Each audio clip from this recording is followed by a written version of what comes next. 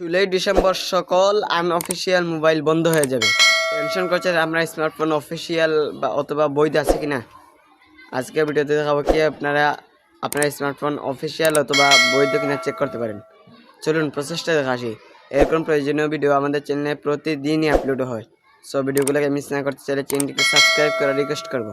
এই কাজটি করার জন্য অবশ্যই আপনার ফোনে টাকা থাকতে হবে। যদি মিনিট বা এমবি থাকে তাহলে এই কাজটা হবে না। শুরুতে আপনার ফোনের ডায়াল প্যাডে চলে যাবেন।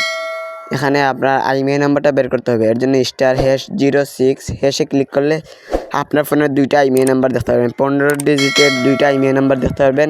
আপনারা যে কোনো একটা খাতা লিখবেন অথবা কপি করবেন, করে তারপর এখান থেকে বেরিয়ে চলে যেতে হবে। বেরিয়ে চলে গিয়ে আপনার ফোনের মেসেজটা ওপেন করবেন। তারপর স্টার চ্যাটে একটা ক্লিক করবেন। তারপর উপরে সার্চ বক্সে লিখতে হবে 16002। লেখার পর এরকম অপশন আসবে, এটার উপর একটা ক্লিক করবেন। তারপর এখানে লিখতে হবে KYD লেখার পর আপনি যে আইএমইআই নাম্বারটা খাতা লিখছিলেন অথবা কপি করছিলেন সেটা এখানে লিখবেন। লিখে সেন্ড করে দিবেন। সেন্ড করার পর এখানে জাস্ট আমি